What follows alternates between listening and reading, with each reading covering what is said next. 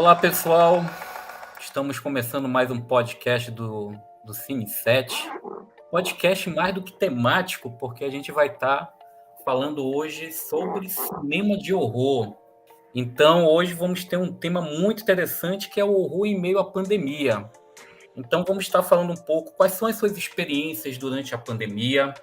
Já dá para relaxar no canto escuro do cinema para se amedrontar? Quais os principais lançamentos de horror em 2021 no cinema e streaming? É melhor assistir em casa ou no escurinho do cinema?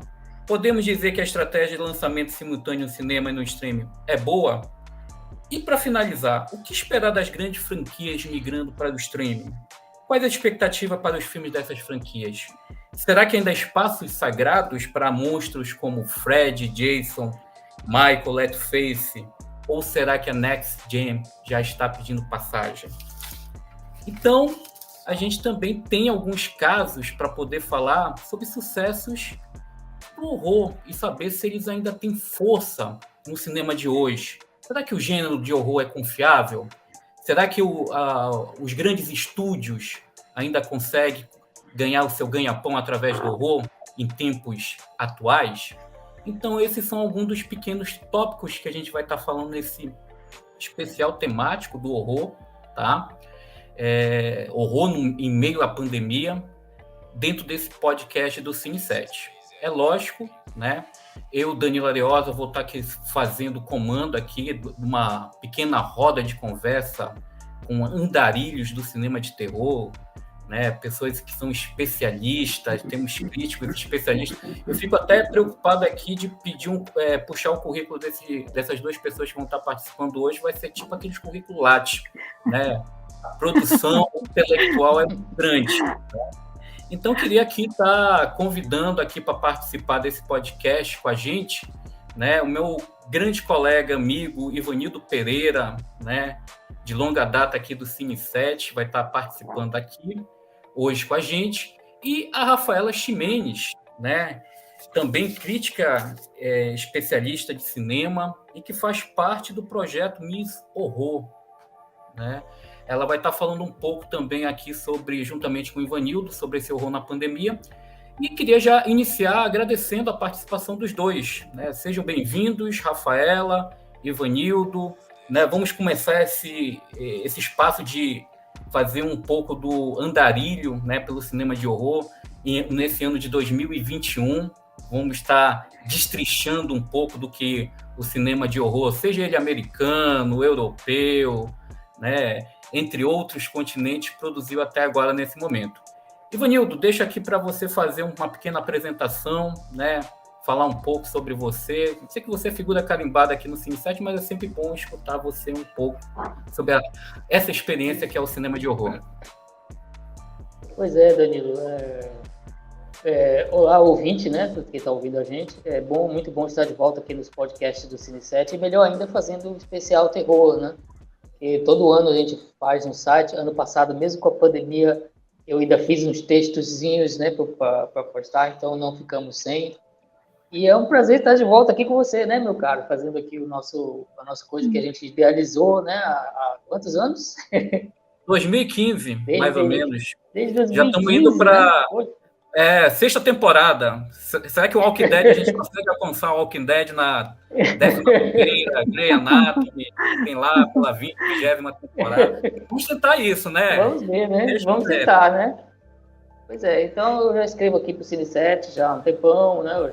Já demos curso, já fizemos um especial terror há vários anos e é um prazer estar de volta, né? Vamos discutir durante o mês, né? Em outros podcasts também, vamos fazer também uma programaçãozinha de videozinhos de dicas, né? Para serem postados. Então a gente vai interagir bastante aqui com o nosso público, né? Sempre recomendando e valorizando aqui o cinema de terror para todos os seus fãs. Obrigado, meu caro. Rafaela Ximenes, seja bem-vinda. Muito obrigada. Do Cine 7.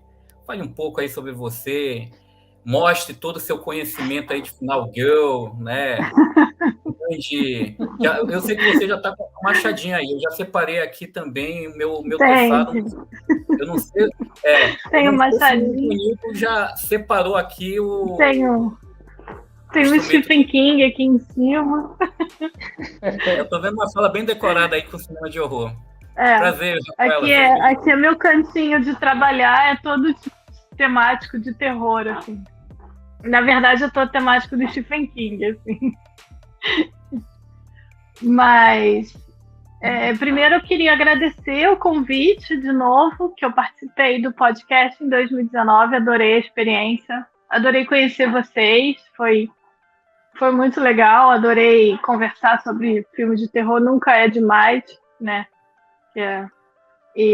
Eu sou crítica de cinema já há algum tempo, mas de 2018 para cá eu resolvi me especializar só em terror, que é meu gênero favorito, desde pequenininha. É esquisito falar isso, mas eu adoro filmes de terror desde muito cedo. E eu gosto muito de falar sobre terror, assistir filmes de terror, pesquisar sobre diretores, diretoras, filmes, tendências, né, os subgêneros dentro do gênero, porque o terror é muito rico, né? E o que eu acho mais importante e que eu busco fazer é quebrar alguns preconceitos que existem dentro, né, com as pessoas que não conhecem muito bem sobre o filme de terror, sobre o terror, né? Então, é um assunto que eu adoro discutir e conversar sempre que me convidarem. Estarei aqui, firme e forte, falando sobre isso. Que bom, então, Rafaela. Eu acho que um pouco do que você falou aí da sua história, acho que eu e Ivanildo também a gente se identifica aí com essas situações, até porque eu acho que também, desde os meus 8 anos de idade, até 7, se duvidar, eu ia para a locadora para... Pelo menos no meu tempo de VHS, né, hoje extintos, era para alugar filme de terror, né? Eu alugava filme de terror para assistir à noite, né? Muitas vezes não conseguia dormir. E minha mãe tinha que lidar com um filho querendo se meter no meio da cama, né? Porque não conseguia ficar sozinho na cama dele, sozinho. E me brigava, né? Falou, pô, ó, tu fica alugando esses filmes, eu ainda pago por eles, para você ter um pesadelo da noite e correr aqui para a cama e não deixar a gente dormir à noite, né? Então, eu acho que é um ponto que quando eu e o Ivanildo a gente pensou em fazer esse especial terror é valorizar um gênero, não é? Eu acho que, como você falou, a gente tem muitos aspectos simbólicos, né, que o terror traz. Às vezes o pessoal acha, um filme de terror é só um cara correndo para matar e assustar. E se a gente for o terror, né, eu acho que o próprio Stephen King sempre trabalhou isso muito bem nos livros, a parte simbólica, né, um pouco desses elementos, se a gente for ver hoje, ainda mais no nosso mundo atual, dá para fazer várias metáforas e simbolismos, né, do terror hoje. Não, com certeza. Infelizmente, a gente está vivendo quase um filme de terror, né? Porque a gente está no meio de uma pandemia que foi uma coisa surreal que aconteceu. Né, para muita gente, tipo, de repente a gente estava no meio de um filme de terror, de pandemia sem zumbis, né? Mas era um filme de pandemia, assim. Então a gente está tendo que lidar com alguns medos muito de perto, assim, né? Então, 2021 está sendo um ano complicado porque a gente está tentando lidar com isso e tentando seguir com a vida, porque as coisas estão voltando ao normal, muito, muito, entre aspas, né? Então, acho que gostar de filme de terror ajudou um pouco a gente a lidar com tudo isso. E a enfrentar boa parte do que está acontecendo.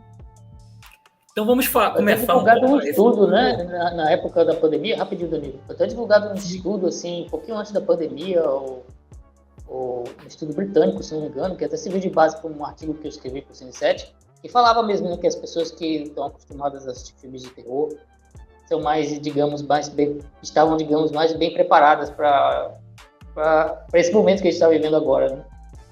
Até serviu como base para um artigo que eu fiz. Estão mais resilientes, né? Podemos dizer que os anos de assistindo filmes de terror de tudo que é tipo, trash, o horror psicológico mais artístico, né? Não foram em vão, né? Por isso, eu acho que foi por isso que eu assistia desde criança. Eu acho que eu estava tipo o Exterminador do Futuro, que veio do futuro, né? E falou: olha, vai ter uma pandemia aí, se prepara aí, vai assistindo bastante filme para você estar resiliente para enfrentar as mazelas. Então vamos deixar aqui um pouco a nossa realidade e vamos adentrar aqui então na nossa parte aqui do nosso podcast, que é falar sobre o cinema e o streaming, né? Queria escutar aí inicialmente aí no Ivanildo. Quais são as expectativas que você sentiu de 2021, Ivanildo? Né?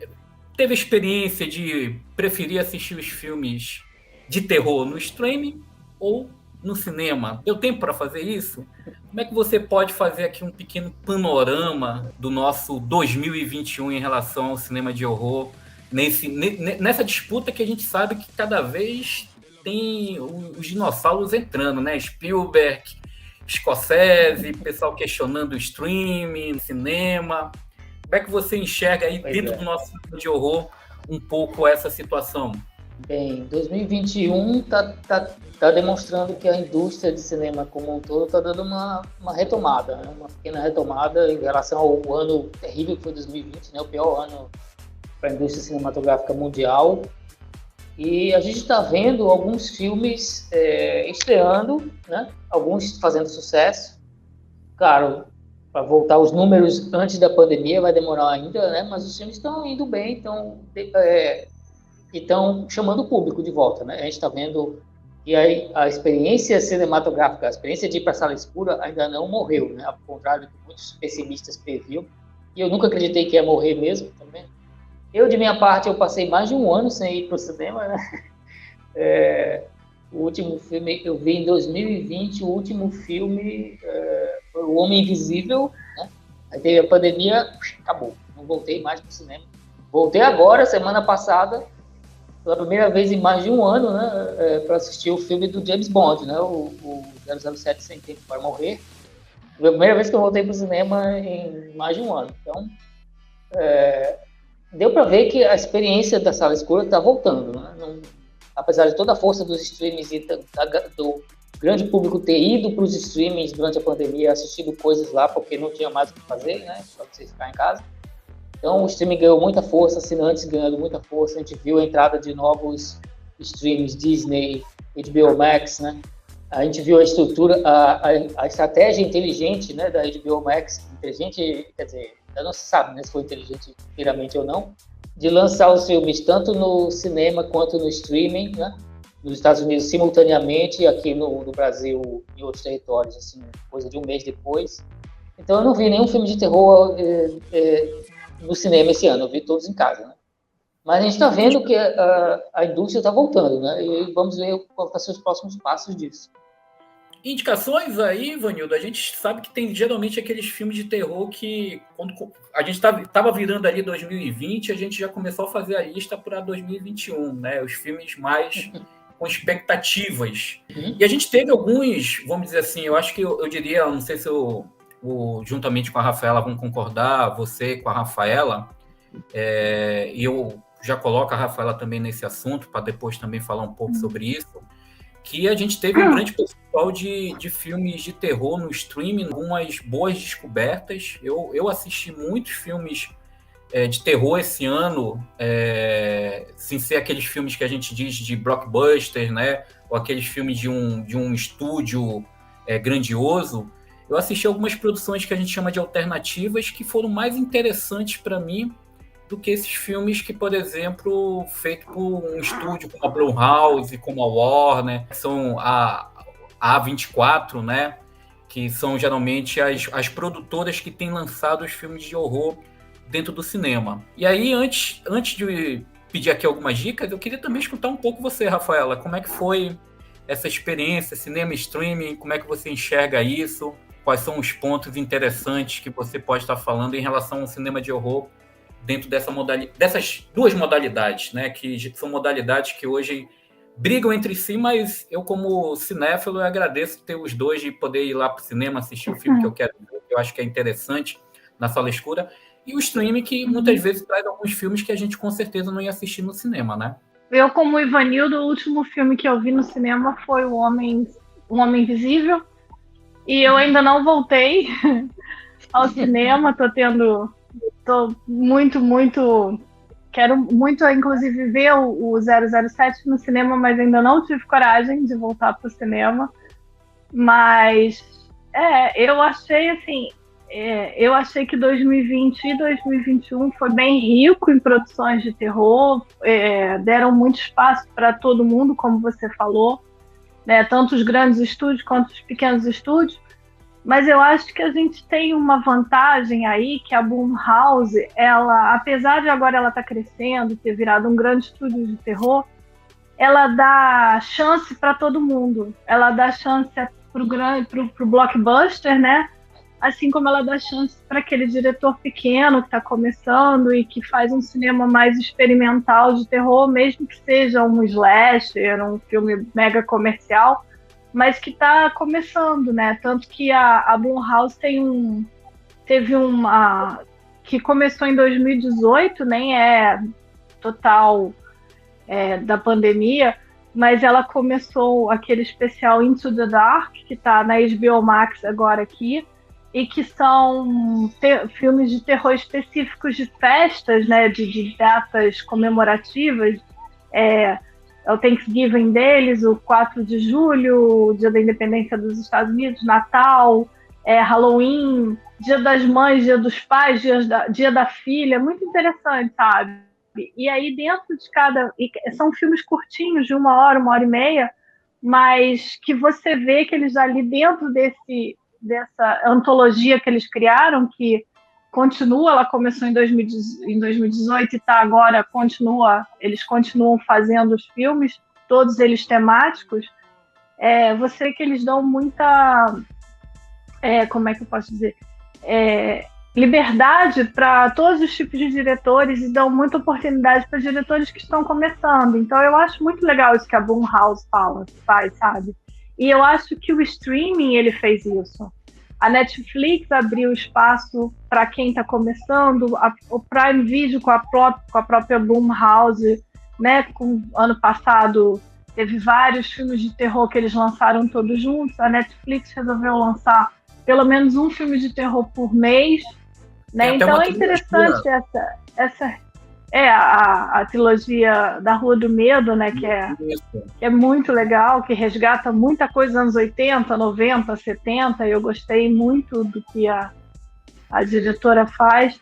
Então eu acho isso, eu acho que o streaming, a vantagem do streaming é que ele deu espaço para o terror, que é um estilo, que é um gênero de filme que você pode fazer com pouco dinheiro, se você conseguir, e você consegue fazer coisas interessantes, entendeu?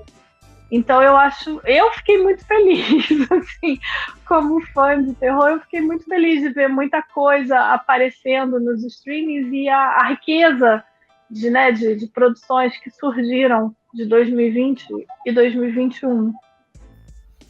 Eu assim, só para complementar, Rafaela, e também eu acho que o Ivanildo também tocou nesse assunto, eu, por exemplo, a gente vê que a própria Amazon, juntamente com a Netflix, eu estava dando uma olhada recentemente, a gente teve um crescimento de filme de horror, que é o mais interessante, não é apenas as produções americanas, né?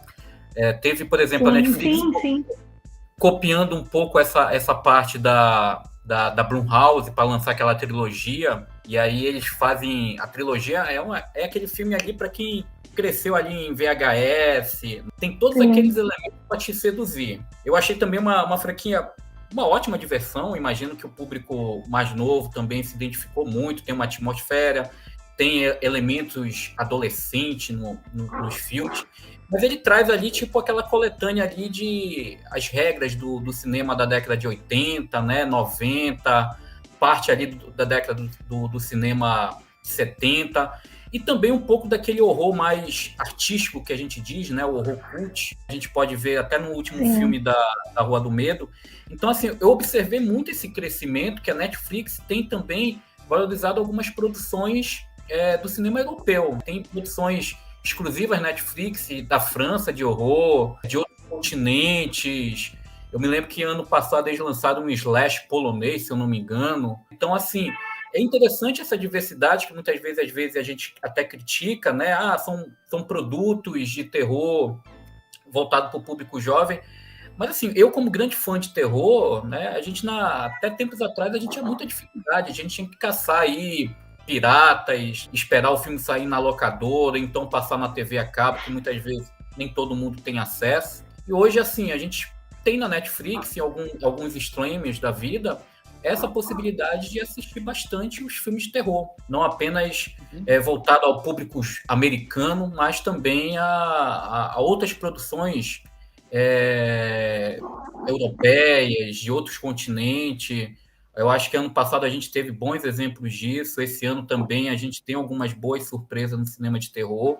E aí eu queria ver com vocês, quais são as indicações aí? O que a gente pode estar indicando ao nosso público que está escutando aqui o podcast? Quais são os filmes de terror que chamaram mais atenção para vocês em 2021? Quais são as dicas cinematográficas, seja no streaming? Eu vou falar para vocês. Eu acho que eu estou bem mais para frente que vocês. Eu acabei assistindo 2 filmes de terror agora recentemente no cinema, que é o Maligno, do James Wan, né? E assisti o Invocação do Mal 3, também no cinema, né? Que foram experiências para mim muito interessantes que a gente pode discutir na medida que a gente vai falando um pouco sobre esses filmes. Né? Mas eu queria escutar. Eu já citei aqui 2 filmes que um já estava na lista, muita gente esperando que vinha do terceiro Invocação do Mal. E do James Wan, pai do Invocação do Mal, do Sobrenatural, que lançou um filme também bem interessante. Ou você ama o filme, ou você odeia. Pelo menos é o que eu estou vendo nas críticas. Né? Então, eu queria escutar um pouco de vocês, assim, o que é que vocês podem estar indicando de filmes. Começando por você, Rafaela. Eu não vi o Maligno ainda. Eu não consegui ainda ver Maligno. Eu tenho algumas implicâncias com James Wan.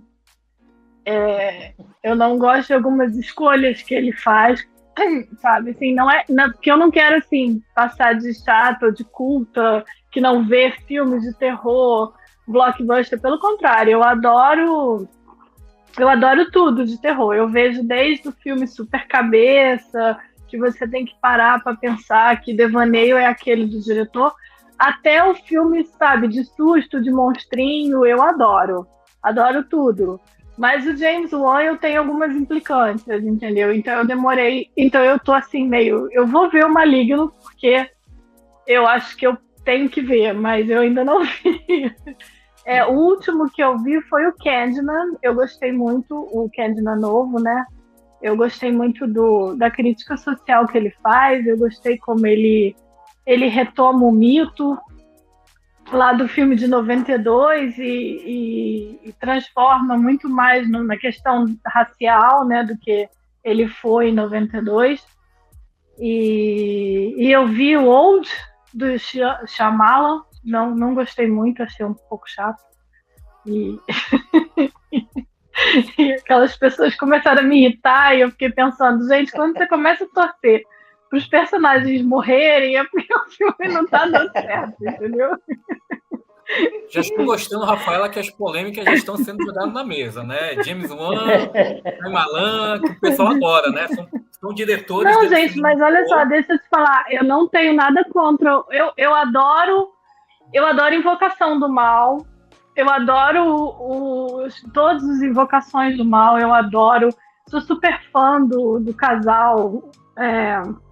Ai, gente, esqueci agora dos dois, do casal principal. Adoro tudo aquilo.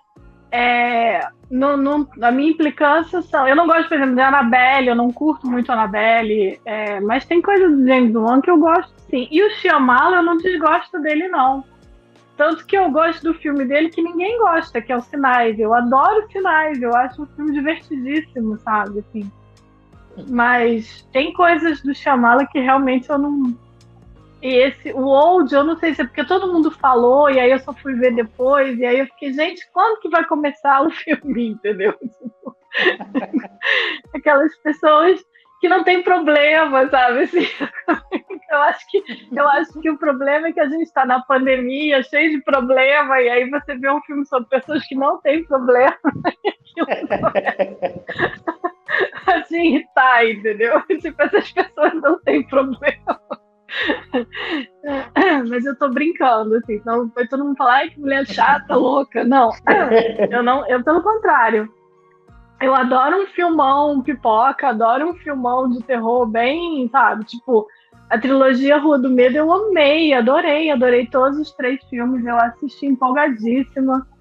Ficava esperando a próxima sexta-feira para ver o próximo filme, sabe? Adoro Jason, adoro Fred Krueger, adoro todos esses filmes, né, mega comerciais do passado, né, e de agora também. Então, adoro o Mike Flanagan, né? Acabei de ver A Missa da Meia-Noite, que é série, não é filme, mas é interessantíssimo o que ele faz. E também entrei no hype do Round 6, né? Do Round 6, né? Da série coreana. Nem sei se vocês vão falar dela, mas é porque eu tô totalmente no hype dessa série, assim. Então é uma questão mesmo de gostar e de não desgostar, mas não é, porque eu acho que existe filme melhor ou pior, entendeu? Sim, mas não se preocupe não, que a gente gosta de polêmicas, né? Eu e o Ivanildo, a gente É, gosta, claro, assim. pois é. A gente, geralmente, eu e ele, a gente também fica nos grupos de WhatsApp que a gente participa, um jogando polêmica pro outro, né? Eu falando, olha, o Ivanildo não gostou do filme que eu gostei, aí a gente fica brigando lá, mas a gente tira essas brincadeiras, mas faz parte, né? Eu acho que o James Wan, juntamente com o Night Shyamalan, né? Eles lançaram, eu acho que 2 filmes que realmente, pelo menos que eu acompanhei a crítica, não sei se o Ivanildo vai concordar, geraram, né, uma divisão mesmo, né? Gente que não gostou nada do filme, outros que gostaram muito do filme. Eu vi muita gente elogiando o Maligno, eu vi muita gente elogiando o Tempo e também vi muita gente malhando os dois, né, sem dó, né? Eu só fiquei surpreso, desculpa, quando você falou que você gosta do filme do Shyamalan, que pouca gente gosta. Eu acho que Sinais, Sinais é bastante... É horroroso, eu sei que é. Eu pensei que você ia falar de Fim dos Tempos, que eu ia falar, pô, Rafaela gosta de Fim dos Tempos do Shyamalan. Não. Eu sou defensor do filme. Esse não dá. O filme do vento não dá, entendeu? Eu sou defensor do filme do vento, né? Ele é defensor. O vento para defender o Shyamalan. Você gosta do... Gosto. Eu acho o filme divertido. Entendo que tem os problemas. Eu gosto dele. Eu tenho um maior carinho por ele. Eu acho que ele tem uma figura simpática. Ele tem uma cara de que deve ser um cara que, se você sentar para tomar uma cerveja com ele, ele deve ser uma pessoa super interessante. Mas tem umas coisas dele que eu fico, gente, o que ele... o que tá acontecendo, entendeu? Ivanildo, quais indicações, meu caro? O que é que você tem assistido de bom em 2021? Como a Rafaela mencionou, certo? Filmes de terror geralmente dá para produzir por pouco dinheiro e rápido, né? E não foi muito impactado pela pandemia, se você for pensar bem. É um dos poucos gêneros de filme que é sempre confiável, né? De você sempre produzir, sempre ter retorno, porque o filme é barato. O próprio Mike Flanagan, né, que você mencionou, estava lendo uma entrevista dele sobre o Missa da Meia-Noite. Ele disse que ele foi filmado na pandemia, né? O mundo entrou em lockdown e a Netflix pensou em cancelar a série, adiaram um pouco o reinício das filmagens, deixaram os cenários intactos, e ele disse que isso até ajudou a série, né? E quando você assiste a série, tem pouca gente lá na ilha. Isso foi motivado pela pandemia, né? Tem menos gente do que eles gostariam que estivesse lá. E o cenário está meio decrépito, porque eles tiveram que deixar o cenário lá por uns 2-3 meses, né? Ao relento, para ver se retomava as filmagens, né? Então, o cinema de terror sempre é confiável, né? Esse ano, né, nós já tivemos alguns filmes bons, alguns filmes ruins, né, como sempre, alguns filmes mais ou menos, né? Eu, por exemplo, já fiz crítica desse ano para o site, estava até vendo aqui, O Sétimo Dia, com o Guy Pearce, que é horroroso. Aquele Rogai por Nós também, eu fiz a crítica para o site, Rogai por Nós, com o Jeffrey Dean Morgan, que é outra catástrofe. Você vai pro céu, Ivanildo. Você vai pro céu esse ano. Eu fiz a crítica também do Espiral, né? O filme do reboot do Jogos Mortais, que também é outra porcaria, né? Sim, candidato a piores do ano. Tivemos o Rua do Medo, né? A trilogia. Inclusive, é interessante de lembrar que o Rua do Medo, originalmente, não ia para o streaming, ele ia para o cinema, né? Era uma produção do estúdio Fox, né? Quando a Disney comprou, deu aquela remanejada, ficou na geladeira ali por um tempo, aí depois os diretores venderam para Netflix. Eu nem imagino como é que ia ser se fosse para o cinema, né? Será que o público ia assistir os 3 filmes? Como é que vocês acham que seria a estratégia de lançamento lá do Rua do Medo se fosse para o cinema? Acho que teria feito sucesso, porque no Netflix fez, né? Não sei. Eu não sei, porque o primeiro filme, ele deixa... Eu acho assim, porque o segundo filme é muito bom. O primeiro, eu gostei muito dos 3, mas eu achei o segundo melhor dos 3. E eu achei assim, eu vi muita gente que viu o primeiro e falou que não, achei meio fraco, meio repetitivo, meio batido, não sei o que. Tudo bem que é uma homenagem, né? Mas não vamos entrar nisso. E eu não sei, eu acho que se fosse pro cinema, se eles lançassem com uma diferença de, sei lá, 1 mês, de repente sim. Mas se fosse tipo It, que demorou 1, 2 anos, aí eu acho que não. Eu acho que ia perder a força. Porque eles iam ter que fazer um hype muito forte. Não é uma produção grande para cinema. Eu acho que funcionou realmente melhor no streaming. Eu até acho assim, Vanildo, que eu acho que talvez eles iam até rever se iam fazer uma trilogia ou iam pegar os 3 filmes e iam condensar em um. Até porque se a gente for ver, a gente não tem um elenco, né, com grandes astros. Se a gente for ver, os atores mais famosos dentro do Rua do Medo são atores que vieram do streaming, né? A gente tem ali os atores e atrizes do Stranger Things, né? Alguns até participam geralmente em alguns pedaços de alguns filmes. Então eu vejo muito o Rua do Medo como uma estratégia que parece que cai muito bem essa fórmula para o streaming. Eu tenho certeza que lançamento para o cinema iam pegar e iam retalhar o filme, ia pegar, olha, vamos fazer uma junção dessas 3 épocas diferentes e a gente coloca, sei lá, pelo menos em um filme, ou no máximo dividir em 2. Eu não conseguia, eu acho que eu nunca ia conseguir ver o Rua do Medo como uma trilogia, talvez dividido em 2 partes, mas como a Rafaela falou, teria que ter uma publicidade muito grande, né? Uma divulgação muito grande para que pudesse atingir, porque a gente não tem um elenco de atores, né? O It tem todo o quê? O It foi feito para o público do Stephen King, pegou atores super, né, pesados assim para fazer a parte dos adultos, pegou mesmo os meninos, são meninos conhecidos que vieram do streaming, mas são crianças que todo mundo já gostava muito, pegaram um nome forte para fazer o Pennywise, né? Então, assim, e o It é uma história que todo mundo já conhece, né? Todo mundo já, mesmo quem nunca leu ou quem nunca viu a minissérie antiga, todo mundo sabe quem é o Pennywise, né? Todo mundo sabe a história do palhaço que mata a criancinha e tal. Então, já tinha uma força. Agora, o Rua do Medo, primeiro que eu acho assim, são 3 filmes completamente diferentes, apesar de serem, né, um conectado ao outro e todos os 3 contarem uma história, são 3 estilos, né? O primeiro, o segundo e o terceiro. Então eu acho que se eles tentassem juntar eu acho que não ia funcionar, porque a graça do filme é você ver um filme dos anos 90, um filme 70, 80 e um filme que homenageia o cinema mais atual, né? Porque ele vai ali na vibe da bruxa e do cinema de terror que está sendo feito mais agora, né? De 2010 para cá. Então eu acho que, não sei, eu realmente não acho que a trilogia do medo ia funcionar no cinema, não. Porque ele foi feito para você ver em casa, prestar atenção em detalhes e se apegar aos personagens, né? E é um filme para você, de repente, rever, né?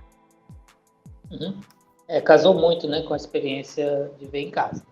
Mas só para acrescentar, para a gente fazer um levantamento aqui do ano, né? Tivemos também, ainda na Netflix, né, o filme do Zack Snyder, né, o Army of the Dead, que eu achei meia boca. Né? Meia boca. E nos cinemas, né? Além dos que você decepcionada. E no cinema, né? Além dos que vocês mencionaram, Candyman, né? Candyman foi muito bem de bilheteria nos Estados Unidos, né? Assim como o Tempo também não foi aquele sucessão, mas foi bem, Sim. né? Maligno nas bilheterias americanas deu uma decepcionada, né? Acho que é porque, ao contrário desses outros dois, né? Ao contrário do Candyman e do Tempo, o Maligno nos Estados Unidos estreia junto com a HBO Max, né? Então acho que as pessoas Sim. preferiram ver em casa, né? Já o Tempo não, quem quiser assistir tinha que ir pro cinema, né? E eu acho, né? eu posso... E o Lugar Silencioso, posso parte fazer 2, né? Também foi direto pro cinema. Eu acho que o Maligno, e aí eu tô falando de uma observação de mundo, né, de agora, eu acho que o problema não foi... Eu acho que tem isso, né, da HBO Max lançar junto, e eu acho que o mundo está muito polarizado, né? E as pessoas estão muito ligadas ao que o filme está te contando, o que o filme está te dizendo. E eu não sei se eu vou para o cinema ver um filme sobre o demônio, porque né, tem toda uma questão, principalmente os Estados Unidos pós-Trump, que está tudo muito... Né, as pessoas ainda estão muito enlouquecidas, a gente vê o que está acontecendo no Texas, então eu acho que isso pode ter ajudado também, sabe? Toda a questão política e social do mundo, assim, principalmente nos Estados Unidos. Não, isso aí é porque é um filme muito difícil de você fazer marketing para ele, porque você pode acabar Entendi. estragando, né? O Maligno, o melhor jeito de você assistir ele é não saber nada. Vai sem ter visto nada, sem ter visto o trailer, sem ter lido nada. Sim. Porque se você, é um filme até difícil de você fazer o marketing. Eu acho que isso pode ser prejudicado também, né? Entendi. Porque é difícil fazer um trailer, ou mesmo mostrar um pouco dele, sem estragar surpresas, né? Entendi. E eu gostei bastante do Maligno. Eu achei muito bom. Já o Tempo... Eu tava gostando, aí o Shyamalan no final faz aquilo, né? Aquele final, o final é ridículo, né? O final do Tempo, na minha opinião, com o Shyamalan explicando, né, o sobrenatural. Aí é dureza. E, de novo, ele errando ali no final, né? Mas até lá, para mim, tava ótimo, né? A condução ali da tensão. E era um filme que eu acho que refletia um pouco os tempos pandêmicos também, né? Aquele pessoal preso ali, sem poder sair. Eu acho que mesmo sem querer ele fez um filme meio que sobre a pandemia, né? Sobre a gente envelhecer trancado dentro de um lugar. Sim. Pena que chega no final ele estraga tudo, né? Eu acho que o problema do Tempo primeiro, não deviam contar o que acontece. Deviam falar que tem um mistério ali naquela praia, né? Para as pessoas verem. Porque quando você sabe o que acontece, você sabe antes dos personagens. Então, acho que perde um pouco a graça. E aí, quando os personagens começam a entender o que está acontecendo, eles entendem tudo muito rápido. E eu fiquei assim, cara, jura? Sabe, tipo, você está numa situação de desespero, numa ilha deserta, com roupa de banho. Não tem como ligar para ninguém vem te buscar, né? E aí, de repente, eles já começaram a entender, né? Aí eu fiquei, cara, sei lá, eu acho que ele força muito a barra no filme inteiro, até o fim, entendeu? Sim. Eu acho que eu fiquei esperando um filme diferente, não sei, eu realmente não gostei, assim, eu fiquei muito decepcionada, sabe? Porque é o que eu falei, eu não vou ver um filme do Shyamalan pensando, Shyamalan, eu não vou gostar, não é isso, porque ele sempre, pode ser que eu goste, pode ser que eu não goste, mas esse filme, pra mim, ele não... É um grande diretor, mas é um cara que devia dar os roteiros dele pra alguém dar uma lida antes dele filmar. Sim. E uma coisa que eu estava comentando, eu tenho um grupo de amigas que também escrevem sobre terror, são especialistas em terror, e a gente estava comentando, eu não acho o Shyamalan um bom diretor de atores. E ali eu achei tudo muito forçado, sabe? Parecia que aquelas pessoas ficavam só esperando o momento delas falarem a fala delas, assim. As cenas, não sei. Não, é um filme que não flui, né? Eu acho que é o que você falou. Acho que se de repente tivesse dado com outro diretor, era um filme que ia funcionar. Porque a ideia do filme é genial. Principalmente a gente tendo ficado um ano um ano e um pouquinho mais de um ano trancado dentro de casa, né? Então foi isso o ano, basicamente, né? A gente vai ter mais filmes, né, que já fala daqui a pouco. Isso. Mas o ano foi basicamente esse. Teve filmes bons, filmes marromenos e filmes ruins. Sempre teve. Todo ano tem. Eu acho que assim, só para complementar e a gente fechar essa parte aqui do que a gente está falando um pouco dos lançamentos, né? Eu assisti tanto tempo quanto Maligno no cinema. Né? Então, assim, eu queria dar um pouco da imersão que os dois filmes me proporcionaram dentro da sala escura. Eu tenho também uma visão muito parecida com o Ivanildo. Eu acho que Tempo é um filme que tem ali os 20 minutos finais, o Shyamalan cortando os pulsos, porque praticamente ele estraga aquele mistério. Eu entendo que ele quis fazer... E é coerente, rapidinho, Danilo, é coerente que ele mesmo que faz, né? Porque ele aparece no filme, ele então mesmo que faz. Literalmente. E ele, assim, eu entendo que aquela parte final, eu não vou dar spoiler, não se preocupem, quem estiver nos escutando, ele, para mim, fica muito claro ali que ele quis fazer uma parte ali de uma alegoria política, conspiratória, porque o Shyamalan, ele gosta de conspirações, né? Se a gente for ver, alguns dos filmes dele tem esse teor conspiratório, A Vila, que mais? O próprio Vidro tinha um pouco. O próprio Vidro tem a questão conspiratória. Então, o Shyamalan, ele gosta muito, né, de trabalhar com essa parte de conspiração. Só que eu acho que é um filme, assim, que ele me envolveu, até essa parte final, me envolveu muito, né? Eu acho que, para mim, entre os filmes do Shyamalan, é o que eu mais gosto daquela parte da técnica cinematográfica. Eu acho que ele utiliza alguns recursos ali que são muito inventivos. Ele trabalha muito dentro desse campo que você fala, o que o Ivanildo falou e a Rafaela também, da metáfora em relação ao nosso mundo atual, da questão do tempo, o quanto a gente está aprisionado e o quanto o corpo também, né, reflete muito essas sensações pandêmicas que a gente tem hoje. Então, assim, eu acho que ele utiliza muito essa câmera dele para trabalhar também essa questão do efeito do corpo, para mostrar para o público o poder do nosso medo, desse medo pandêmico, já que o corpo é a questão física, o que isso traz de medo. Então foi uma experiência assim, que me valeu muito no cinema por causa dessa técnica. E o Maligno, eu acho que é um daqueles filmes assim que eu posso falar para vocês, eu lamento de vocês não terem conseguido assistir no cinema, porque é um filme que eu acho que para quem ficou tanto tempo na pandemia, ir pro cinema e assistir um filme desse que mexe com a gente, né? Eu tava com saudade de sentir algumas pessoas atrás de mim gritarem dentro do cinema com aqueles sustos baratos. Isso é legal. Ela falou que o James Wan... Eu gosto também dessa experiência. O James Wan, ele tem recursos para gerar aquele susto, né? Bem ordinário, claro. Vamos colocar, bem pilantra ali. Oi? Quando eu assisti, eu soltei um palavrão bem alto aqui em casa, na cena que ele revela o que tá rolando lá no filme. A gente não vai se estragar, claro, né?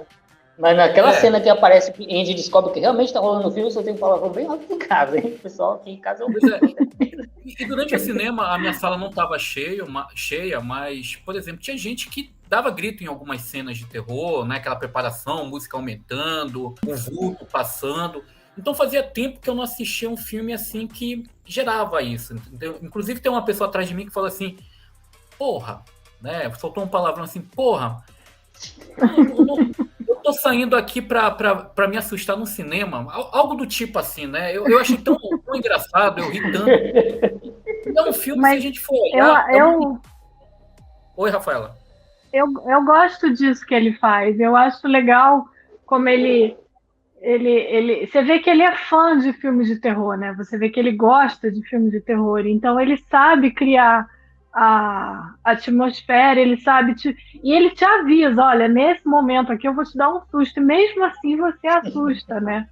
E eu acho legal isso. E o filme ele mistura, assim, né? Ele tem desde o cinema lá do Cronenberg, do body horror, tem o Diallo, tem o filme de terror da Casa Antiga, Fantasma, e tem outras lorotas, né? Que é o segredo que o filme vai revelar, que você fica, porra, como é que o cara me faz pagar um cinema, paga dinheiro, um cinema caro, para ver uma revelação que, vamos dizer, que os filmes de VHS, aquele filme bem trash, nada contra, eu gosto muito, mas tem uma revelação, assim, extremamente que você fica olhando, caramba, eu vim pro cinema ver isso, e não no sentido que eu digo... Né? Mas um sentido assim de diversão mesmo.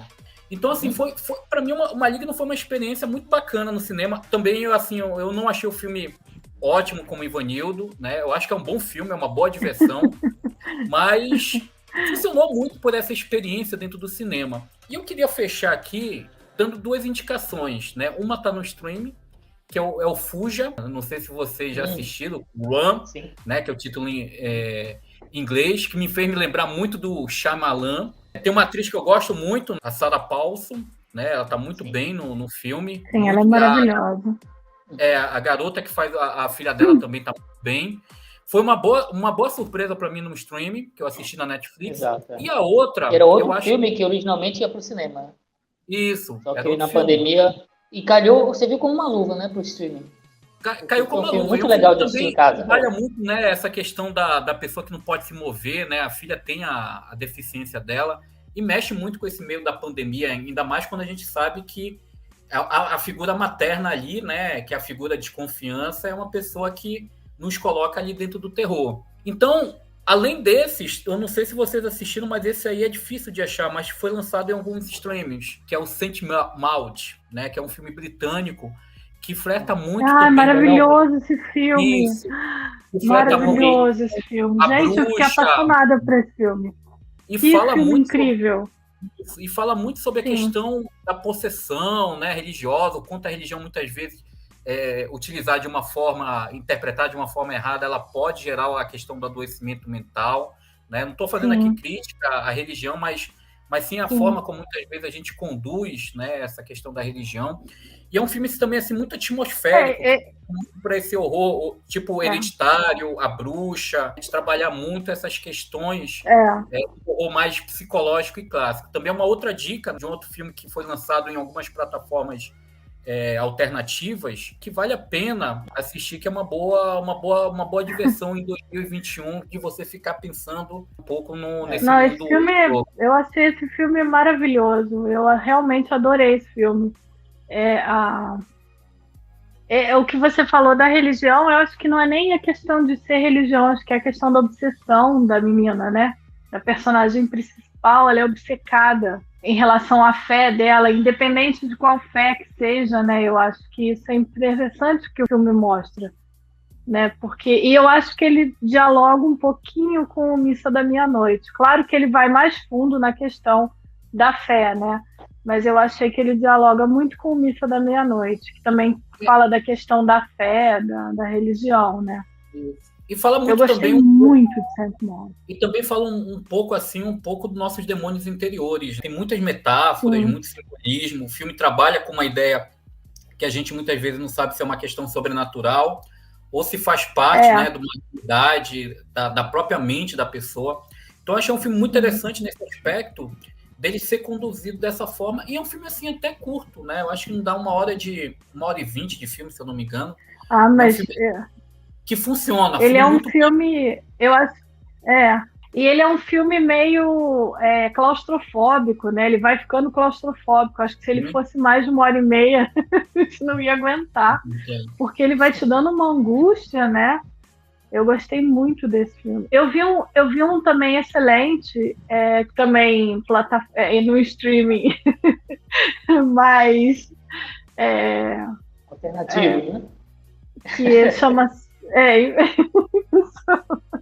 que chama Censor, que também um filme também, é um filme bem, é muito bom. E ele também é bem assim, ele fala de uma época, né, do cinema de terror lá na Inglaterra, na década de 80, né, que a Margaret Thatcher queria proibir alguns filmes de terror. O governo britânico começou a entender que os filmes de terror levavam os jovens a praticarem violência, né? Ela achava que a onda de crimes violentos que estavam acontecendo na Inglaterra era a culpa dos filmes de terror.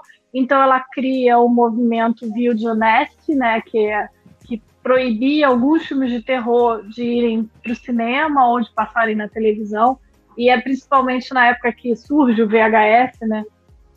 Ou então ela simplesmente mutilava esses filmes, cortava as cenas mais violentas e tal. E é interessante porque o Censor, ele conta a história de uma mulher que é uma dessas pessoas que fica lá olhando os filmes e ajudando a censurar e dizendo, não, esse filme sim, esse filme não. Só que essa mulher começa a entrar numa espiral em cima daqueles filmes que ela vê, e aí chega uma hora que você não sabe mais o que é realidade e o que é da cabeça dela, sabe? E o filme é maravilhoso. O filme é maravilhoso. Eu adorei. Foi um dos destaques, com certeza. Ele e Saint Maud, com certeza, foram destaques para mim esse ano. Assim. Eu gostei então, pessoal, demais. Passando um pouco agora já para o nosso próximo tópico, né? A gente tem algumas franquias, que é o Evil Dead e o Massacre da Serra Elétrica, que estão migrando para o streaming. Como é que vocês percebem um pouco essa realidade? Entra também num ponto que eu falei logo no início do nosso podcast, né? Será que ainda a gente ainda tem espaço para esses monstros do cinema como Fred e Jason? O Jason está quase invernando, né? A gente tem a disputa lá jurídica em relação à criação dele, que tem feito que os filmes não possam mais ser produzidos. Mas a gente também tem esse ano o Halloween, a sequência do Halloween de 2018, Halloween Kills, que é uma trilogia também, virou uma trilogia, né? E a gente vai ter a segunda parte agora. Como é que vocês enxergam um pouco essa questão, né, de algumas grandes franquias como Evil Dead, o Massacre da Serra Elétrica, indo para o streaming? O Evil Dead teve uma série que até está disponível na Netflix. E como é que vocês enxergam um pouco essa questão dos monstros sagrados, né? Eu digo monstros sagrados porque foram os monstros que, de certa forma, desenvolveram o cinema do horror ali na década de 80. Ivanildo, meu caro, como é que você percebe esses elementos, né, em relação a essas figuras antigas, conservadoras do cinema clássico, indo para o streaming, né, e voltando no cinema depois de tanto tempo, né? Eu acho que o melhor exemplo é o Halloween, que é uma continuação direta, né, do filme de 78 do John Carpenter, né? Como é que você enxerga essa dinâmica? A gente tem que se perguntar mesmo, é uma pergunta válida, na minha opinião, né? A galerinha de hoje que vai para o cinema, iria assistir um Sexta-feira 13 no cinema? Um novo, se saísse? Ou Uma Hora do Pesadelo, né? Que estão dormentes já há tanto tempo, eu fico meio na dúvida, né? Então, quando a gente vê, por exemplo, o diretor do próximo Massacre da Serra Elétrica, né? Que para mim, o único filme bom, Massacre da Serra Elétrica, é justamente o primeiro, lá de 74, né? Todos os outros são umas porcarias, né? Mas aí o diretor sabe que no stream ele encontra um público, né? E, claro, o cenário da pandemia agora deu uma auxiliada nisso, né? Então, eles sabem que não vão perder dinheiro, né, lançando no streaming. Mesma coisa o pessoal do Evil Dead, né, que o novo filme vai sair pelo HBO Max, né? Tá muito misterioso ainda, a gente não sabe muito bem o que eles vão fazer, mas o Sam Raimi e o Bruce Campbell estão lá como produtores, né? Mas vai sair direto pelo HBO Max, né? Então, a gente tem que ver. Massacre da Serra Elétrica nunca foi, assim, um grande sucesso. Teve o remake, né, produzido pelo Michael Bay, que foi sucesso. Mas eu acho que já faz um tempo, né? E o Evil Dead sempre foi mais cult, né, do que propriamente um sucesso de bilheteria. Então acho que essas duas franquias elas migram para o streaming de uma maneira mais confortável, né? Jason e Fred, já por outro lado, já teriam mais apelo, né? Mas por vários motivos estão lá enrolados, não conseguem desenrolar um novo filme. E o Halloween é a exceção, né? Porque teve o gancho dos 40 anos, o retorno da Jamie Lee Curtis e a criação do Carpenter é imortal, né? Halloween sempre tem força, é só fazer direito, né? Pena que ninguém fez também, né? Na versão também do John Carpenter, Ivanildo. Sim, pois é. Então, teve o retorno do maestro. Teve a bênção teve a bênção dele, que também ajudou. Então, acho que isso contribuiu para o sucesso. Então, o Halloween conseguiu, é a única, talvez, hoje, né, que ainda consegue chamar a atenção do público para o cinema por causa desses elementos. Mas as outras, eu realmente não vejo voltando para a tela grande nem tão cedo. E você, Rafaela? O que você acha?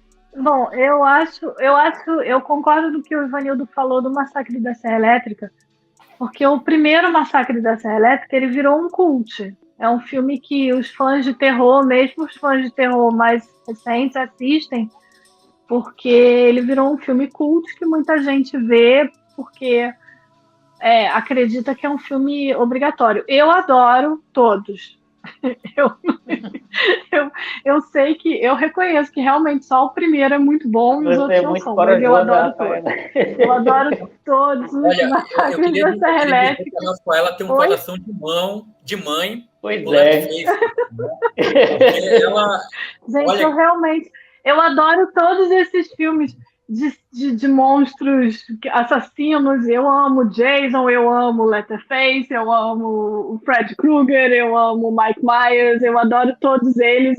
Eles moram todos no meu coração, entendeu?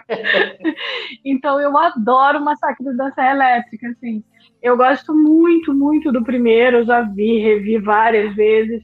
Eu acho o segundo engraçado. Eu sei que a intenção não era ser engraçada, mas eu acho o segundo muito engraçado. E até tentaram trazer de volta, né, o Massacre da Serra Elétrica. Teve um filme mais recente que tentam transformar o Leatherface no herói e é péssimo, mas eu me diverti horrores vendo esse filme, mas ele é péssimo.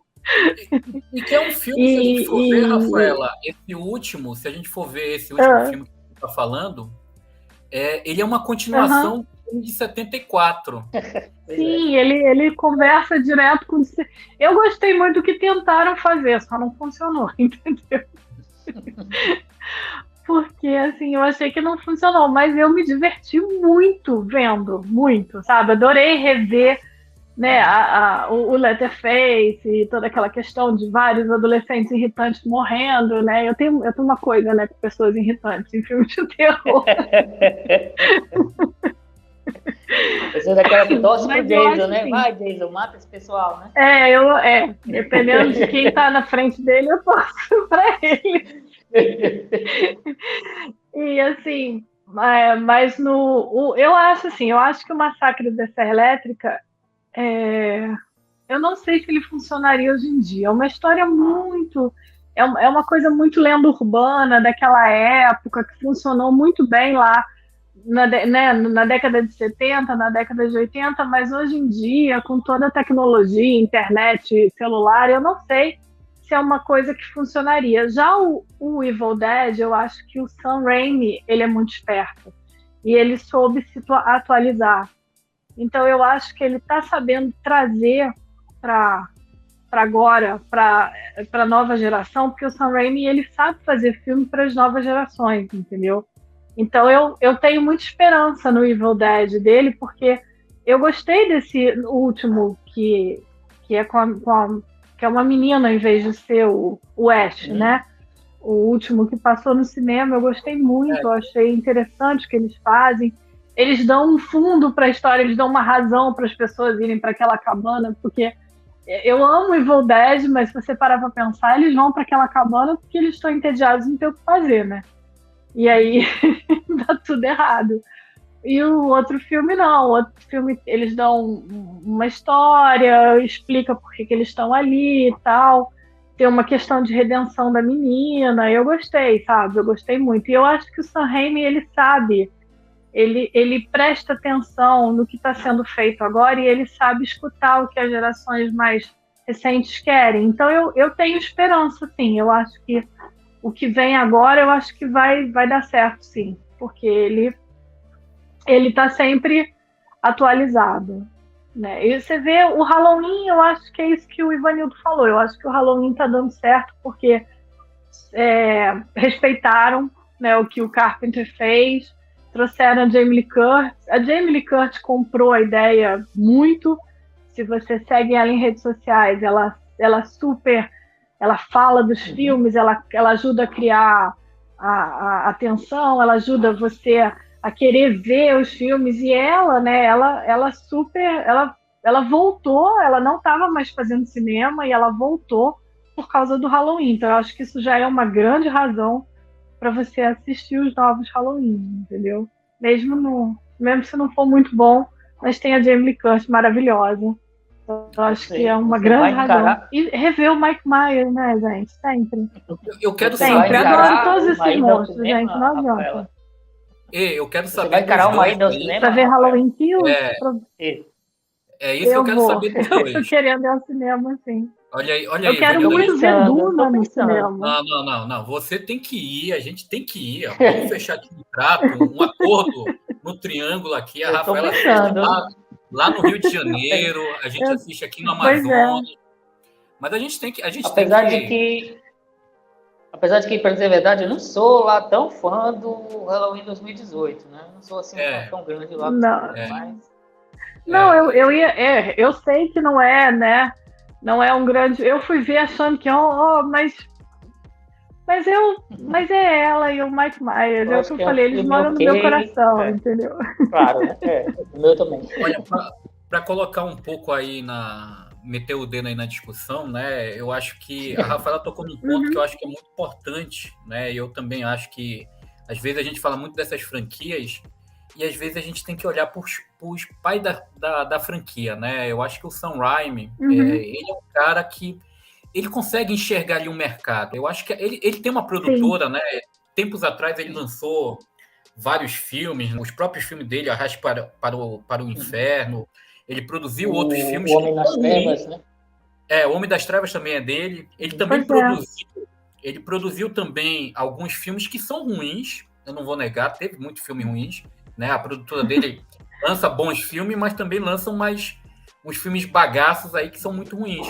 Mas é um cara que ele sabe enxergar muito bem essa questão do público, e é um cara que a gente tem que valorizar. Ele também já trabalhou, né, fazendo filme de super-herói, então ele também tem esse tino para lidar com grandes produções, grandes estúdios, e é um cara que vem lá naquela escola da década de 80, um cara muito inventivo. Ele criou o Evil Dead hoje é um clássico, cultuado, muito porque a história, se você for ver, é uma história besta, né? Mas ele sabe trabalhar os recursos de câmera, ele sabe explorar o terror mais gore, então ele sabe trabalhar esses aspectos. E eu acho que um melhor exemplo disso, não sei se a Rafaela assistiu, o Ivanildo, acho que, se eu não me engano, assistiu, mas a série que está na Netflix, né, na verdade ele foi produzido por um canal americano, que é o Starz, se eu não me engano, aí a Netflix comprou e disponibilizou as 3 temporadas. Quem assiste as 3 temporadas de Ash vs Evil Dead, e que o Bruce traz muitas referências aos filmes, né, Evil Dead 1, 2, 3... Que é uma diversão. E o Sam Raimi, ele praticamente, o que ele fez? Ele pegou aquilo que era de sucesso que ele fez na década de 80, adaptou para o meio televisivo, que é muito complicado, né? Eu fiquei, na época quando foi lançado o Evil Dead, eu fiquei pensando assim, cara, para que uma série com, se eu não me engano, acho que eram 12 episódios. Tudo bem, são episódios de meia hora. Aí acabou a primeira temporada, eu pensei, cara, pra que uma segunda temporada? Onde é que o cara vai tirar? Parece que tá extraindo bagaço, já não tem mais nada. Não consegue criar uma segunda temporada que eu acho tão divertida quanto a primeira. E assim vai. Então, eu acho que isso é um ponto que a gente precisa valorizar muito o Sam Raimi, que, por exemplo, ele poderia muito bem terceirizar. Fulano, faz aqui a minha série, faz meu filme, mas você vê que tem um cuidado ali com o produto, né? Olha, não vamos também fazer alguma coisa genérica, fora da realidade. Eu acho que isso entra também um pouco no Halloween. Eu concordo com o que você falou. A série é genial, eu adoro a série, eu adoro o Ash, é outro personagem também que eu acho incrível, assim. E o Bruce Campbell, ele tá na mesma coisa da Jamie Lee Curtis. Ele é o Ash, ele comprou a ideia do Ash, ele adora fazer o Ash, e ele também tá em todas as redes sociais dele falando: vejam Evil Dead é incrível, e ele tira foto segurando aquela arma, ele é super, sabe, ele entrou, eu sou o Ash, entendeu? Então eu acho que isso ajuda muito também. E eu acho que assim, Rafaela, isso que você falou, parece que às vezes a gente fica na dúvida se existe Bruce Campbell. Na verdade, só existe o Ash, né? Porque ele parece ser o Ash mesmo, né? A mistura ali do ator com a questão do personagem é tão grande que às vezes você fica pensando, será que existe o Bruce Campbell ou será que só existe o Ash, né? Que ele na série, ele tira a graça, ele tem o time para fazer as piadas, né? Para fazer os trejeitos dele como de cômicos, assim. Então, assim, eu acho que é um ponto muito interessante que eu também vejo no Halloween, né? O Halloween tem essa questão de, por exemplo, respeitar o que foi feito, pegar ali o filme do Carpenter. tudo bem, não é um filme genial, concordo, é um bom filme. Eu gostei na época quando foi lançado o Halloween, acho que em 2018, né? Eu acho que ele cumpre ali bem o papel ali de contar a história 40 anos depois do filme original. Tem a Jamie Lee Curtis, que é muito bom, e ela fazendo aqui um papel assim bem diferente daquele original. Lógico, ela amadureceu, se transformou numa mulher.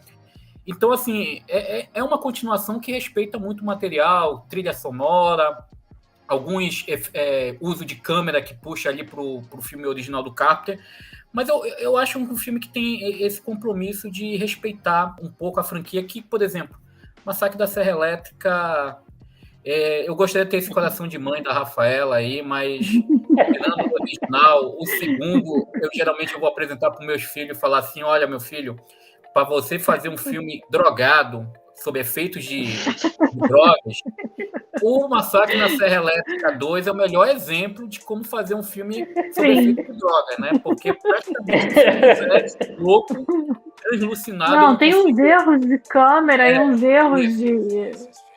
Você fica, gente, sério que filmaram isso? Isso foi pra edição final, né? E o pior, tem erros de continuidade bizarros e você fica, gente, o que tá acontecendo? Isso. E pior, foi feito pelo pai da criança, né? O finado, desculpe lá, hoje já nos deixou o Tobe Hooper, né? Mas é feito por ele. E as continuações, as antigas e as atuais... Mas uma coisa que a gente não pode falar dele é que ele era uma pessoa normal, assim, né? Ele gostava muito de experimentar, só que eu acho que no Massacre da Serra Elétrica 2 ele experimentou um pouco demais. Por causa dos efeitos de droga, né? Devia ter tomado ali pelo menos umas 3 drogas que o bicho turbinou ali, que ele tinha uma coisa ensandecida, né? Então, assim, é uma pena que o Massacre da Serra Elétrica nunca conseguiu repetir. E eu sinto muito falta isso também em alguns Hora do Pesadelo, Sexta-feira 13. E são, assim, exatamente o Sexta-feira 13 e a Hora do Pesadelo, se a gente for puxar todos os filmes da franquia e todos os remakes, né, que a gente teve os remakes, a gente vê que são filmes que não conseguiram ali seguir bem aquela cartilha respeitosa em relação ao filme original.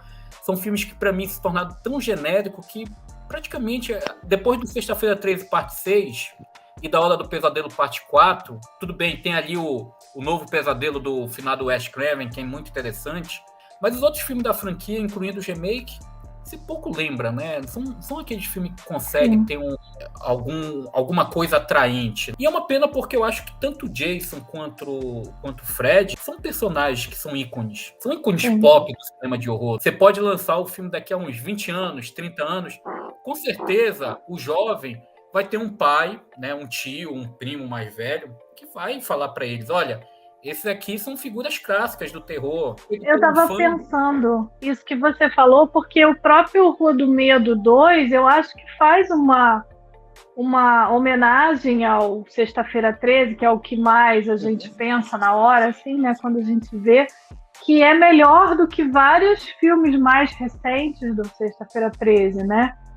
Que ela consegue entender qual é a alma daqueles filmes daquela época. E ela consegue fazer uma coisa atual, mas que remete àquilo ali e que você não pensa assim, já vi isso, cansativo. Não, você fica preso na história e você quer, mesmo você sabendo o que vai acontecer naquele lugar, né? Porque a gente já viu várias vezes em vários filmes desse estilo. Eu achei que ela conseguiu. Então, eu acho assim, que ela mostrou que é possível, se quiserem, né? Se puderem, se conseguirem ter o Jason de volta, é possível fazer alguma coisa atual e interessante, sabe? Então, pessoal, partindo para nosso último tópico, vamos falar um pouco para fechar aqui.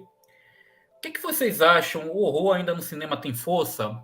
Eu faço essa indagação pelo seguinte: o próprio Ivanildo falou ainda há alguns minutos atrás que a gente teve a Lenda de Candyman, Tempo, foram filmes que fizeram uma boa bilheteria. E principalmente o Candyman, que é um filme da década de 90, né? Diria até que é um filme que fez bastante sucesso na época do VHS, é um filme até, pelo menos na minha geração, bem cultuado. Um filme muito curioso, que foi feito pelo britânico branco, Clive Baker, escreveu o livro, né? O pai do Hellraiser Renascido no Inferno, que também é um outro filme que eu acho que em breve a gente vai ter aí um remake, dá até uma continuação. E foi feito por um branco, dirigido por um inglês também branco, e com uma temática branca, que é uma personagem vivida pela Virginia Madsen, né, que é uma jornalista branca.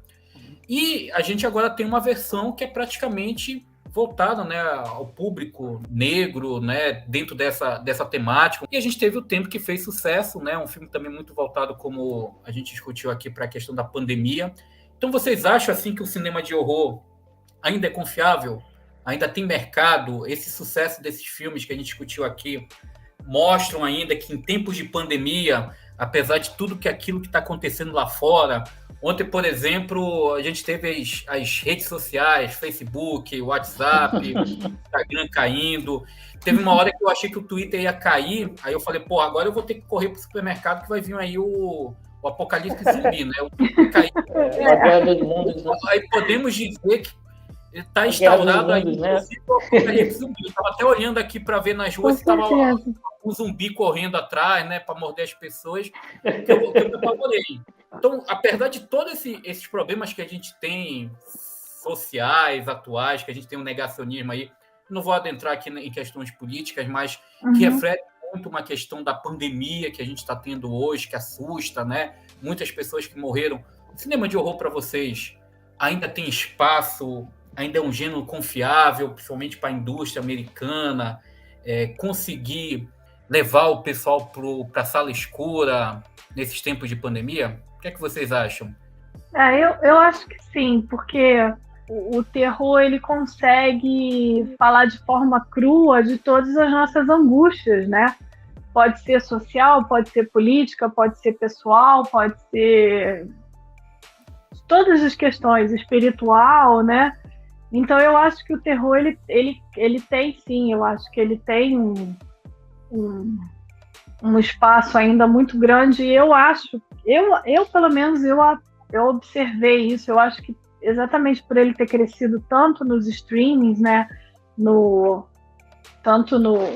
você vê no Prime Video, quanto na Netflix, na HBO Max e tudo mais, e eu acho que o terror ele vai continuar levando gente para o cinema, sim, porque eu acho que as pessoas ainda gostam de tomar susto, eu ainda acho que elas gostam de estar ali sentado na frente da tela e viver as angústias dela de uma forma, vamos dizer assim, controlada, né? Que é uma forma de você controlar os seus medos, controlar as suas angústias, controlar, né, o que você está vivendo. É melhor, porque ali você sabe que é 1h30 que aquilo vai acontecer e vai chegar a um fim. Pode ser bom, pode ser ruim, mas vai chegar a um fim em 1h30. E a gente aqui fora, a gente não sabe quando que vai acabar e como é que vai acabar, né? Então, eu acho que o cinema de terror, ele tem isso que chama, né, as pessoas a verem filmes de terror. Acho que é isso. Eu acho que é uma forma de confrontar os medos de forma segura, entendeu? Então, eu acredito, sim, que o terror ainda vai ter força. Eu acho que o cinema de terror, ele acompanhou o mundo durante muitos momentos horríveis, né? Desde o início do cinema. Então, e ele confortou, vamos dizer assim, né, as pessoas, porque é isso que eu falei. Eu acho que é uma forma de você confrontar os seus medos de uma forma segura, entendeu? Eu acho muito difícil ele perder a força, principalmente agora. Vou fazer uma provocação para você, Rafaela. Você acha que o cinema de terror está muito sério demais? Eu te pergunto isso porque eu já escutei de algumas pessoas sim. Esse horror hoje que é mais artístico, vamos colocar assim. Entendi. Né? Eu tenho problema com essa palavra, horror artístico, mas eu tenho visto muitas pessoas também.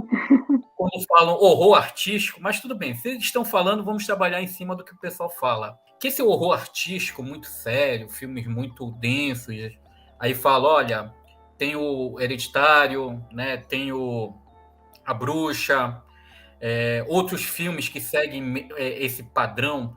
Você acha Você acha que esse tipo de horror eu acho é ruim, acaba focalizando, por exemplo, o terror muito nesse formato, porque assim, só para complementar e deixar você falar, eu pelo menos cresci na época das videolocadoras, a gente tinha terror, desde o horror psicológico, né? Aquele horror mais trash, o horror mais gore, o horror slash, tinha o giallo, entre outros subgêneros cinematográficos de terror. Né? Hoje a gente tem visto muito filme voltado para essa veia mais discutir simbologia, questões políticas, questões sociais. Você acha que isso é algo ruim? Centraliza muito o horror a só uma forma? Ou há necessidade de buscar, por exemplo, uma versatilidade, outras discussões? Como é que você enxerga essa situação que eu escuto muito? O horror hoje está muito sério, a gente precisa de filmes mais descontraídos, né? Tipo, você não assiste o Maligno, mas o Maligno tem uma vibe assim mais para gerar essa descontração, né? Porque ele acusa de alguns absurdos, algum dos elementos do cinema trash. Mas assim, é uma discussão que eu tenho escutado muitas vezes com algumas pessoas que gostam de horror em relação a isso. O que é que você acha? Eu acho que isso é um reflexo do tempo que a gente está vivendo. Infelizmente, a gente está vivendo tempos muito sombrios, então o cinema de terror está, né, acabando sendo muito sério, porque a gente não está conseguindo muito rir nem brincar muito com o terror. Mas eu acho que tem espaço, sim, para um filme com preocupações menos sociais e políticas. Eu acho que um exemplo disso é o It, que fez um sucesso enorme, independente de ser baseado num livro do Stephen King, sabe? Mas se você parar para pensar, ele é aquele terror antigo, de susto, de monstro, né? Então, eu acho que sim. Eu não vi o Maligno, mas você está falando do Maligno, e eu acho sim, eu quero sim, sabe? Eu quero ver o terror voltar a ser um entretenimento de diversão, de você ver um filme por ver, você ver um filme de terror, se divertindo e tal.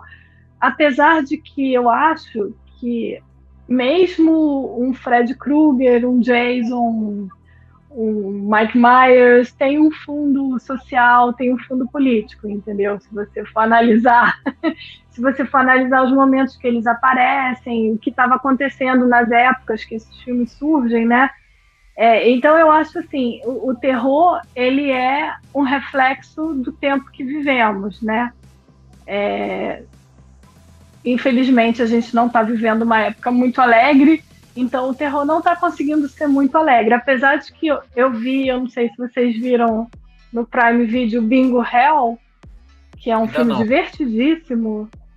É muito divertido. Ele tem um fundo social, ele fala de gentrificação, ele fala de questões sobre algumas questões sociais, mas de uma forma bem divertida. É um filme que não vai muito fundo na questão social e política, mas então eu acho que tem sim, sabe? Eu acho que tem espaço sim para o cinema mais, né? Tem espaço para o cinema de terror mais leve, vamos dizer assim. Mas ao mesmo tempo eu acho isso. Eu acho que o terror, mesmo o terror que a gente lembra da nossa infância, da nossa adolescência, ele sempre teve um fundo político, social e, sabe, muito forte, muito, muito ligado à realidade do mundo em que ele existe, entendeu? Em que ele surge. Então, eu entendo o que você quer dizer. Realmente, os filmes de terror hoje em dia são muito mais artísticos, alguns filmes são muito mais densos, mas eu acho que esse estilo sempre existiu, sabe? Eu acho que sempre existiu. E eu acho que sempre existiu espaço para todo mundo. E eu acho que vai continuar existindo espaço para todo mundo. Não sei se eu expliquei o que você... Eu joguei uma provocação aqui. Eu acho que você falou muito bem aí, né? E pincelou. Eu acho que é um ponto que às vezes a gente gosta sempre de analisar, né? Eu, por exemplo, eu e o Ivanildo, a gente sempre discute esse famoso termo pós-horror, que também é uma outra coisa que... eu odeio esse termo. Eu tenho horror a gente discorda, né? Eu não entendo por que chamar de pós-horror, mas isso aí é um assunto que dá para a gente fazer, acho que só um podcast para discutir essa questão do Sim. pós-horror. Mas assim, Se são quiser, coisas... eu super topo. Vamos pensar aí numa estratégia futura para a gente discutir pós-horror, é a salvação do cinema de horror, né? Sim. Porque que às vezes umas loucuras dessas, né? Olha, o horror está sendo salvo agora. Não, então, as pessoas não estão assistindo então... filmes da década do Romero, do Mário Bava, né? Dario Argento. Sim, exatamente.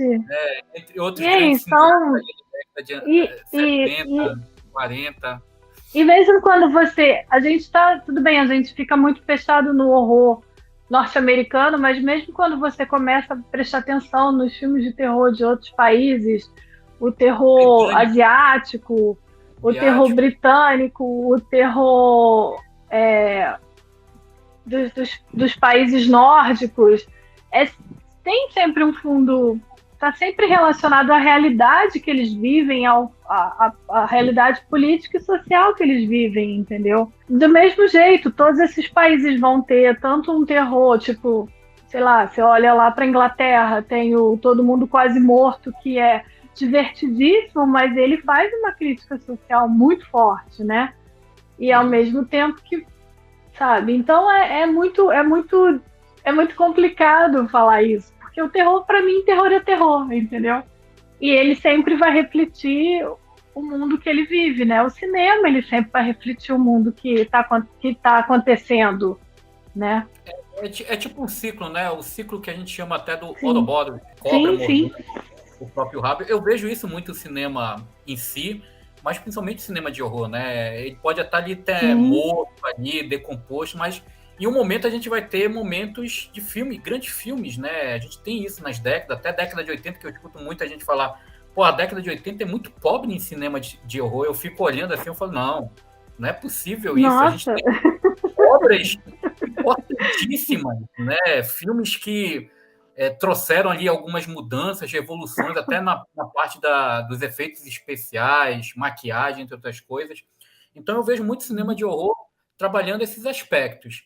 E aí queria passar essa bola agora para você, meu caro Ivanildo, aí, né? Para você que é um grande fã do pós-horror, né? Você é um cara que tem unhas e dentes. Não, defendo não.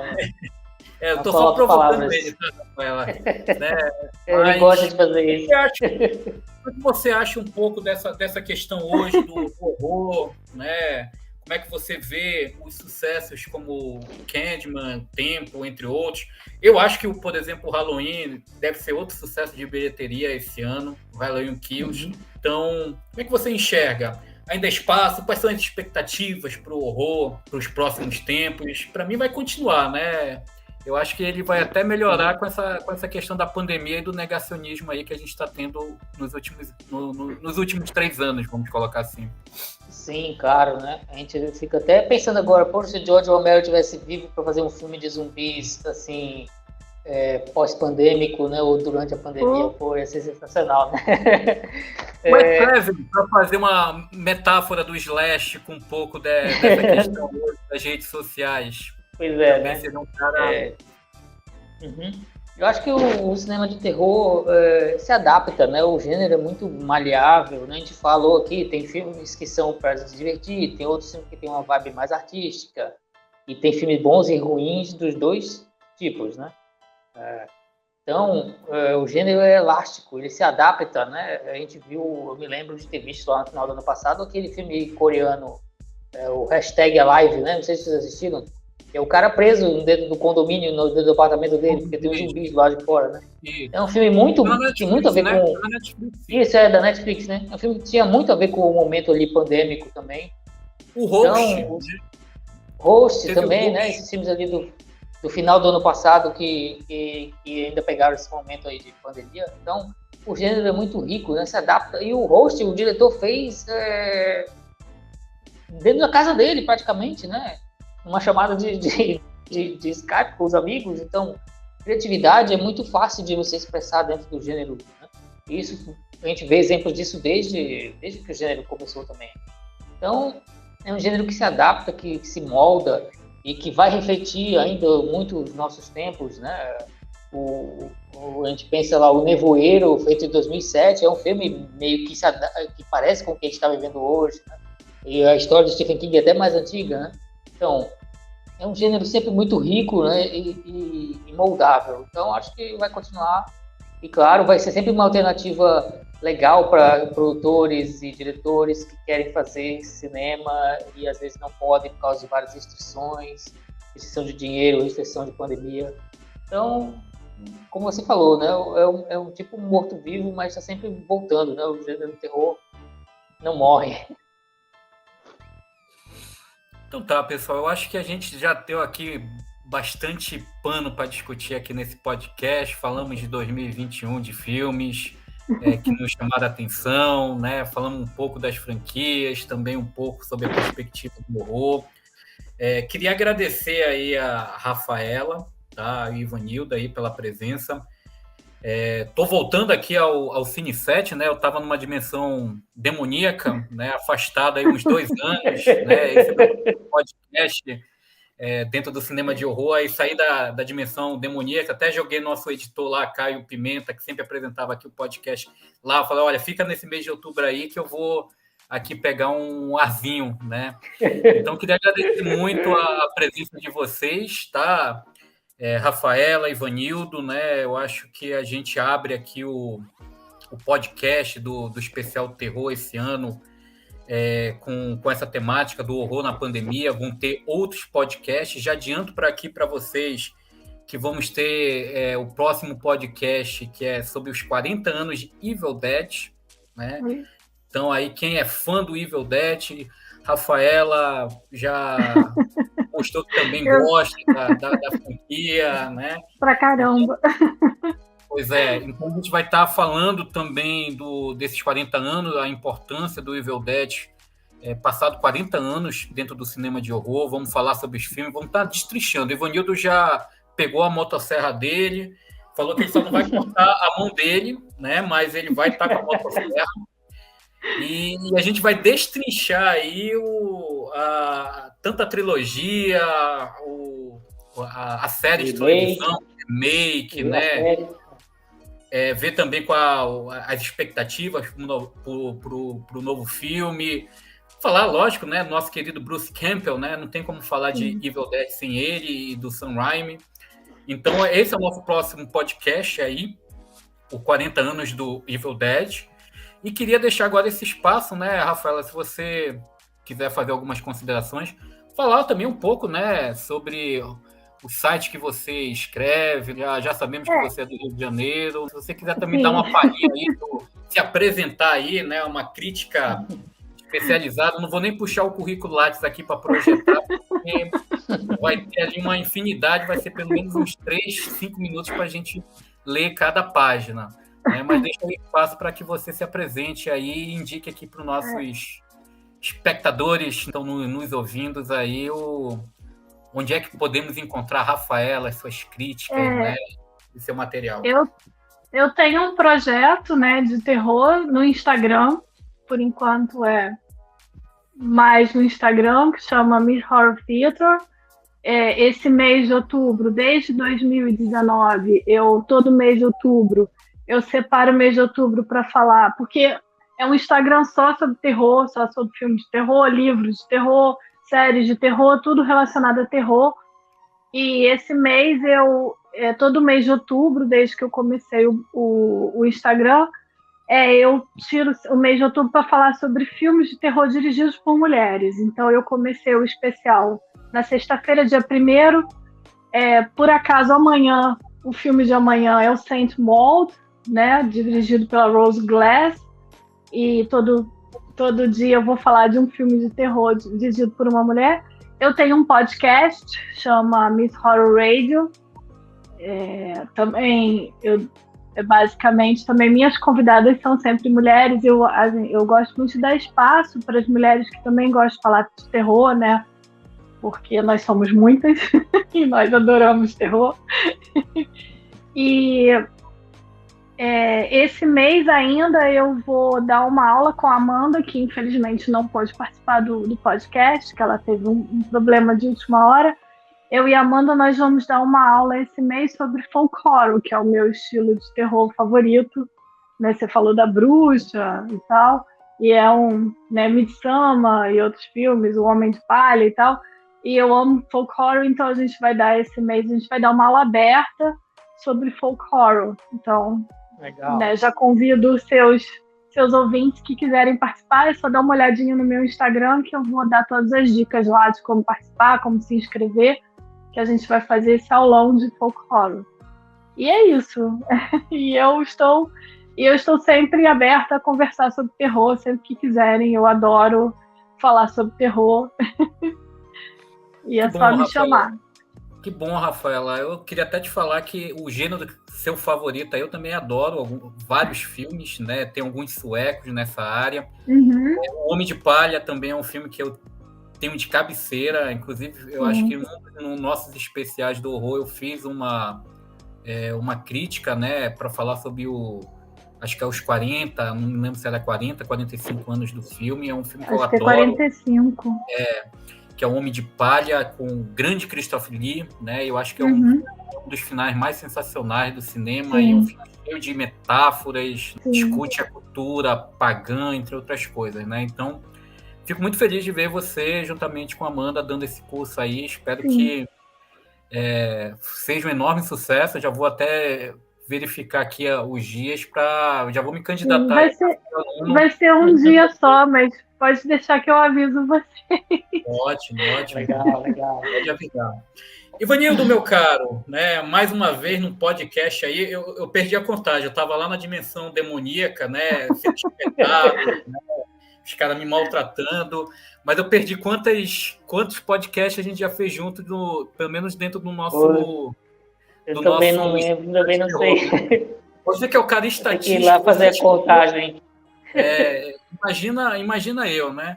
Então, Ivanildo, meu caro, suas considerações finais aí, já que você é da nossa equipe aqui do Cine 7, mais um prazer fazer mais uma edição desse especial de terror. Eu te abandonei ano passado, né? Mas... Eu entendo por quê. Foi circunstâncias que não deu para controlar, né? Mas tudo bem, é um prazer estar aqui de volta, né? Gravando podcast, fazendo de novo o especial terror, né? A gente sabe que tem muito fã do gênero por aí, a gente gosta sempre de interagir com essa galera, de provocar, né? De colocar umas discussões legais, relembrar uns clássicos, falar de uns filmes legais atuais, né? E vamos fazer isso de novo aqui no nosso especial, porque outubro é o mês do terror, né?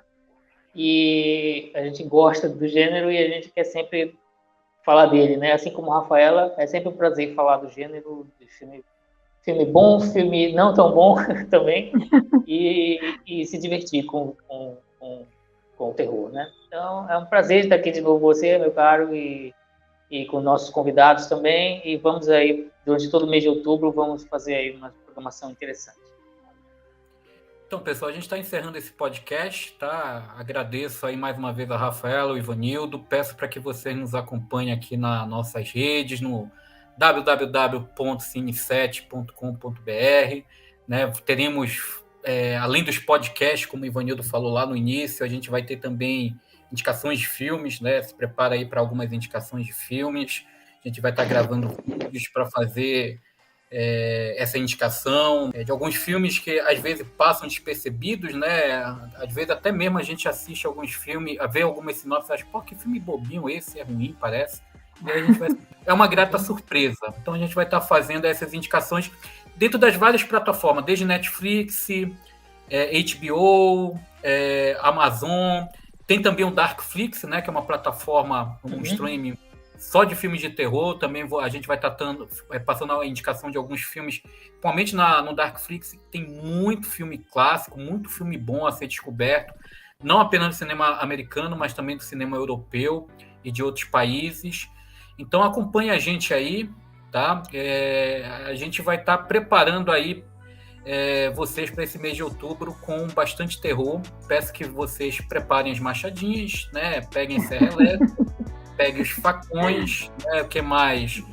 Pegue, sei lá, suas pedras, né? E tirem as crianças, né? Tirem as crianças da sala e reúnam os espíritos malignos, antigos, né? Pra gente curtir esse especial de terror. Muito obrigado, pessoal. Agradeço aí mais uma vez e a gente se encontra no nosso próximo podcast de terror. Um forte abraço.